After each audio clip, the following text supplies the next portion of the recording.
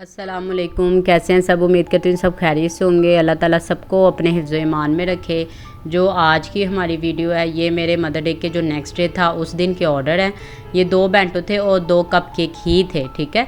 और ये जो मैंने अपना मटेरियल दोनों स्पंज का किया है ना, ये 1 अंडे के साथ मैंने दोनों बेंटो निकाले हैं और दोनों कप केक भी उसी रेसिपी से ही निकाले हैं।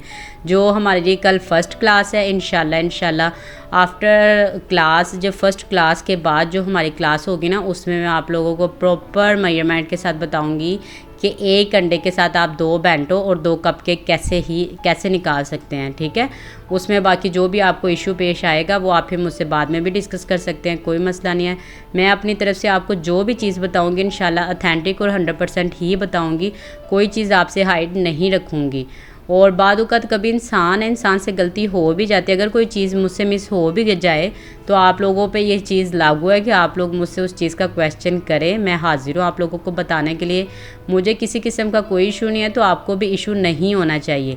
और जो लोग कहते हैं जी हमारे पास ओवन नहीं है, हम बेकिंग कैसे करेंगे, देखें सबसे इम्पॉर्टेंट चीज़ होती है आपका शौक़। अगर आपको शौक़ है तो आप पतीले में भी कर सकते हैं। जब मेरी अगर जर्नी आप जानना चाहें तो मैंने जब स्टार्ट किया था मेरे पास कोई ओवन नहीं था, मैं भी पतीले में ही बेकिंग करती थी और अल्हम्दुलिल्लाह बिल्कुल परफेक्ट।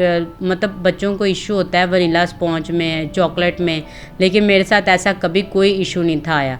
मैंने सारा कुछ पतीले में बेक करना, कप केक, ब्राउनी, केक, और जो पर्सन खाता था ना वो ये एक बार पूछता था कि भाई ये वाकई पतीले में हुआ है। वो मानते नहीं थे इस चीज़ को कभी भी, लेकिन अल्हम्दुलिल्लाह अल्लाह ताला ने बड़ा साथ दिया, ज़िंदगी के हर मोड़ पे कामयाब किया है। तो मैं पतीले में ही करती थी। इसीलिए आप लोगों ने जो काम करना है वो ये ना कहें कि हम वो कैसे करेंगे, आप कर सकते हैं। हाँ, कुछ रेसिपी ऐसी हैं वो आप पतीले में नहीं कर सकते हैं। लोग तो पफ पेस्ट्री भी बना लेते हैं, उसमें पैटिस भी पतीले में बन जाते हैं, पिज़्ज़े भी बन जाते हैं, हर चीज़ हो जाता है। हाँ, अगर आप नहीं बना सकते, आप ब्रेड नहीं बना सकते हैं, आप रस नहीं बना सकते हैं उसमें पतीले में, उनके लिए ओवन की ज़रूरत होती है।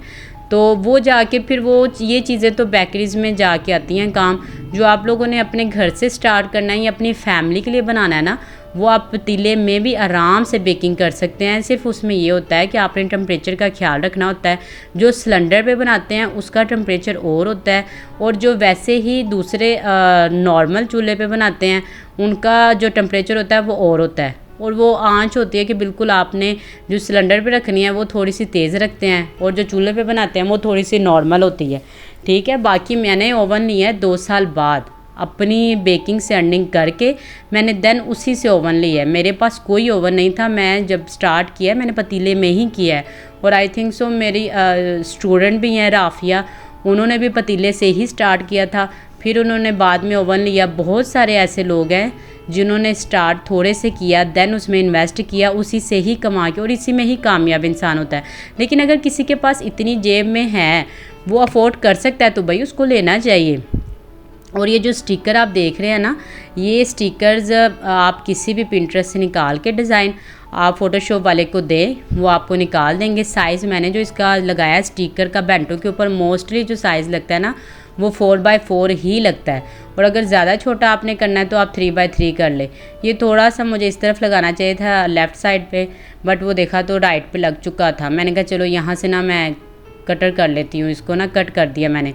और ये सारे हार्ट थे, ये फॉन्डेंट के बने हुए हैं। मैंने आपको इंशाल्लाह अपनी जो कल की क्लास होगी ना उसमें सारी अपनी प्रोडक्ट दिखाऊंगी भी, प्लंजर भी। अच्छा, जब मैंने देखा तो यहाँ पे जो हार्ट था वो नीचे की तरफ लग चुका था, उसको ठीक करने के चक्कर से ऊपर से मेरी फिंगर लगी।